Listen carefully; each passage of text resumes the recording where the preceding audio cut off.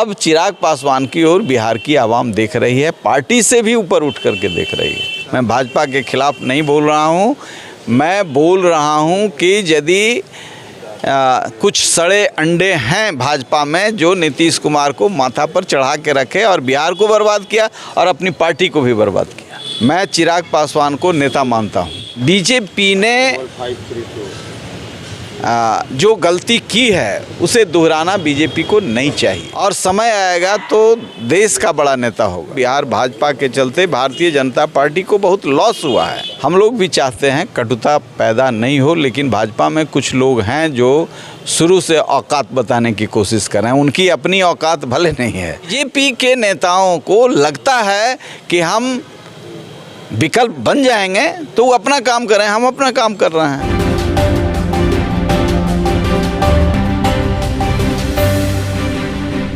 अभी हमारे साथ है जहानाबाद के पूर्व सांसद और लोक जनशक्ति पार्टी के राष्ट्रीय उपाध्यक्ष डॉक्टर अरुण कुमार। इनसे जानेंगे इन दिनों जिस प्रकार से खास करके बीजेपी के प्रदेश अध्यक्ष संजय जायसवाल के बयान के बाद से एक बार फिर से यह बातें सुर्खियों में आई है कि चिराग पासवान और बीजेपी में कुछ अंदरूनी खटास फिर बढ़ गई है। हालांकि मोकामा और गोपालगंज उपचुनाव के समय चिराग पासवान का बीजेपी प्रेम एक बार फिर से छलका था, लेकिन चिराग पासवान अभी तक कुढ़नी नहीं गए हैं। इस बात को लेकर के भी कन्फ्यूजन क्रिएट हो गया है कि चिराग पासवान बीजेपी के लिए प्रचार करेंगे नहीं करेंगे। इसी में पशुपति कुमार पारस का भी जो बयान आया कि स्वर्गीय पासवान जी कहा करते थे कि ये वही जानवर रोड पर मरता है जो डिसाइड नहीं कर पाता है कि मुझे दाएं जाना है कि बाएं जाना है। चिराग पासवान ये तय नहीं कर पा रहे हैं कि महागठबंधन में रहना है या एनडीए में। क्या कहेंगे सर?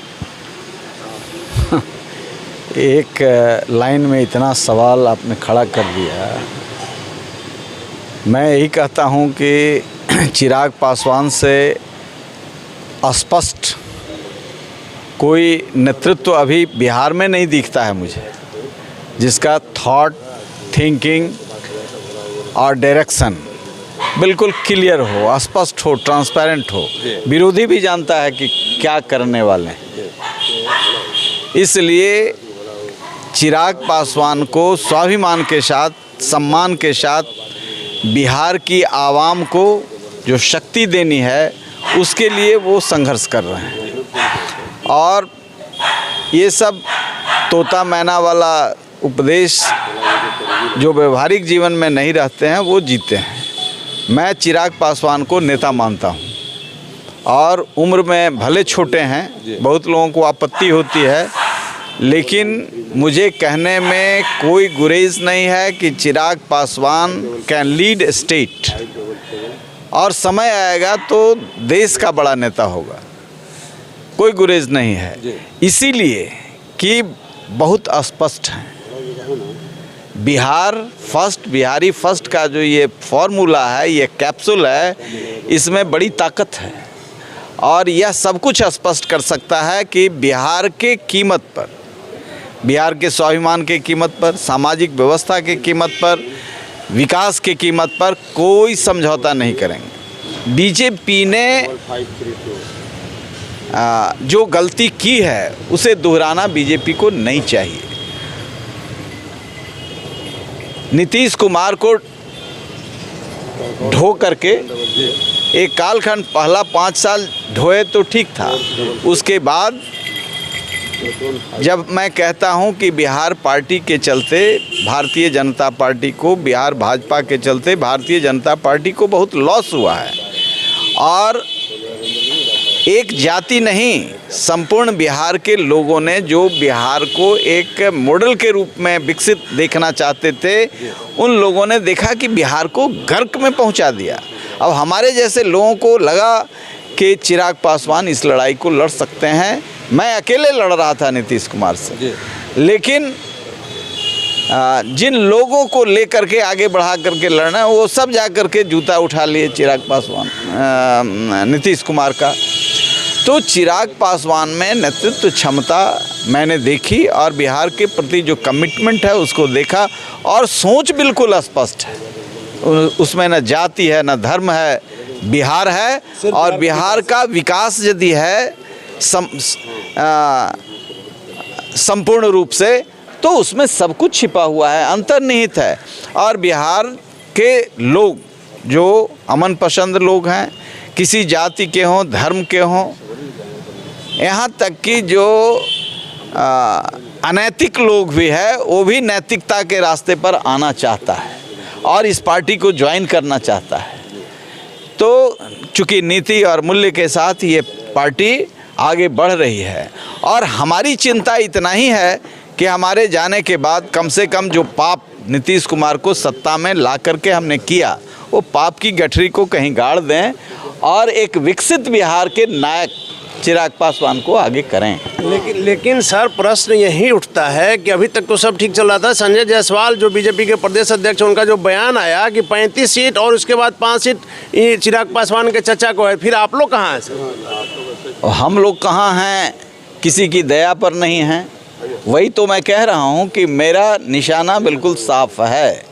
हमारी आवश्यकता यदि आपको महसूस है, सम्मान के साथ आप हमारे साथ आइए। बीजेपी मेरा फर्स्ट प्रायोरिटी है, लेकिन बीजेपी के नेताओं को लगता है कि हम विकल्प बन जाएंगे तो वो अपना काम करें, हम अपना काम कर रहे हैं। कुडनी में सर आप लोग का क्या कदम होगा, क्योंकि आज 29 तारीख हो गया, 3 तक लास्ट प्रचार का समय? देखिए, कुडनी में हमारे लोग काम कर रहे हैं और जिस लेवल से वहाँ काम हो रहा है वो भाजपा को दिख रहा है कि लोक जनशक्ति पार्टी रामविलास की ताकत क्या है, वहाँ दिख रहा है। हमारे लोग काम कर रहे हैं। लेकिन सर, भाजपा ने छला है सर।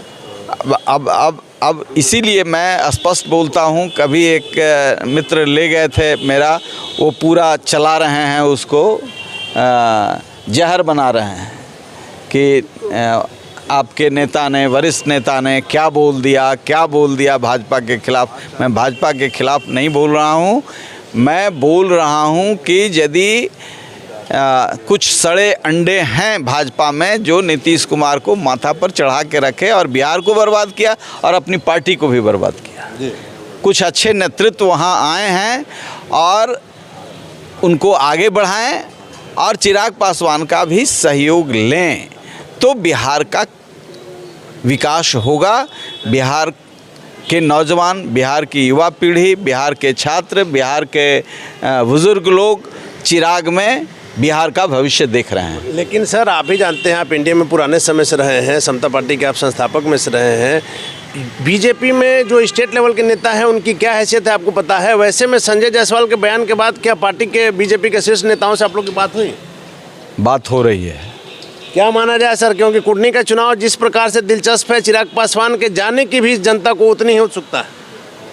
अब इस पर विचार नेतृत्व करेगा तो हम जाएंगे, लेकिन मांग तो रोज़ आ रहा है, रोज़ 50 फ़ोन हम लोगों को भी आ रहा है कि आप आइए, चिराग पासवान जी को लेके आइए। और हम लोग भी चाहते हैं कटुता पैदा नहीं हो, लेकिन भाजपा में कुछ लोग हैं जो शुरू से औकात बताने की कोशिश कर रहे हैं। उनकी अपनी औकात भले नहीं है, लेकिन अपनी औकात को ठीक करने के लिए ये सब खेल करते रहते हैं।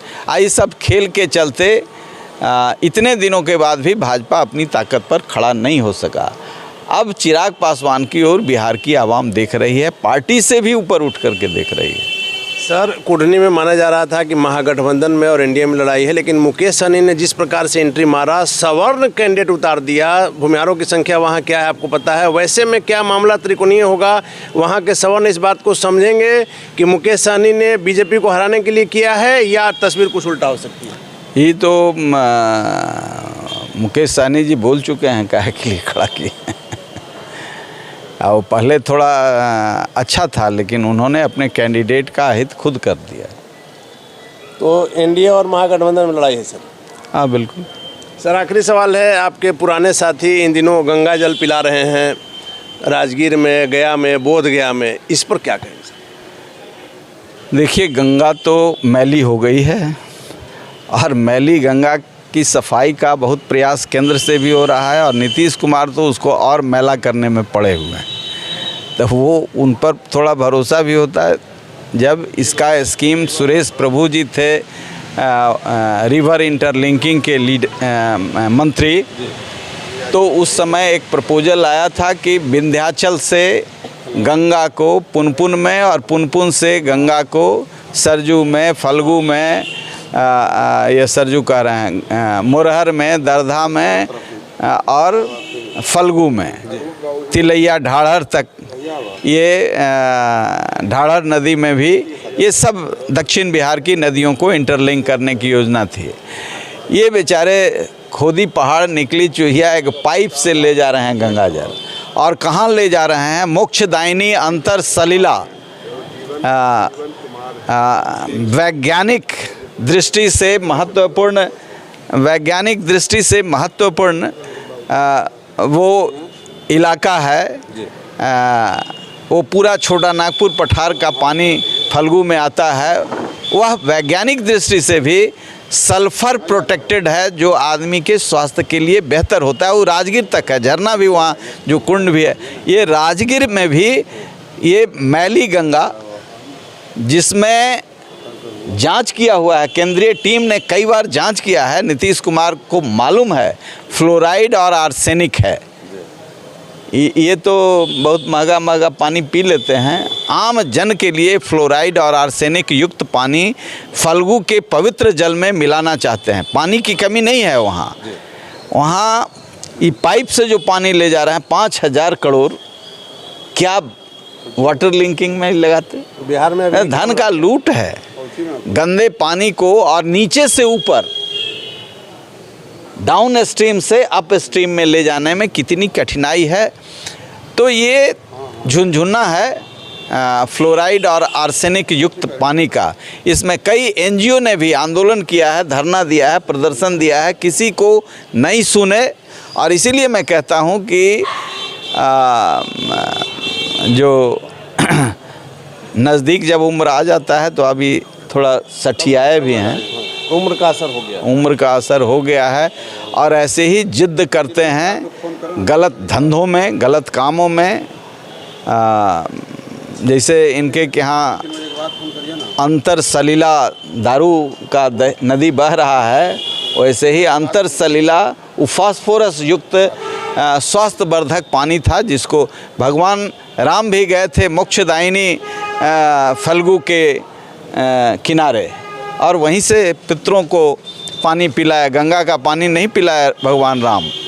तो ये भागीरथ नैका भागीरथ बनना चाहते हैं, नैका नकली भागीरथ बनना चाहते हैं। गांधी बनते बनते भागीरथ बनना चाहते हैं। धन्यवाद सर। तो नकली भागीरथ बनना चाहते हैं मुख्यमंत्री नीतीश कुमार। ये थे हमारे साथ जहानाबाद के पूर्व सांसद, बिहार के कद्दावर नेता डॉक्टर अरुण कुमार, जिनका साफ तौर पर कहना है, खास करके बीजेपी को लेकर के, कि बीजेपी में कुछ ऐसे नेता हैं जिनके कारण कन्फ्यूजन की स्थिति बनी है। लेकिन चिराग पासवान का बीजेपी प्रेम हमेशा छलक जाता है। और डॉक्टर अरुण कुमार ने बंधे हुए शब्दों में ही कहा, अगर आप समझ सकते हैं, कि निश्चित तौर पर चिराग पासवान 1 से 2 दिन 3 दिन के भीतर कुढ़नी जा सकते हैं और बीजेपी के प्रत्याशी को जिताने का पूरा प्रयास करेंगे। और चिराग पासवान के जाने का फायदा निश्चित तौर पर जिस प्रकार से मोकामा और गोपालगंज में देखने को मिला, कुढ़नी में भी देखने को मिलेगा।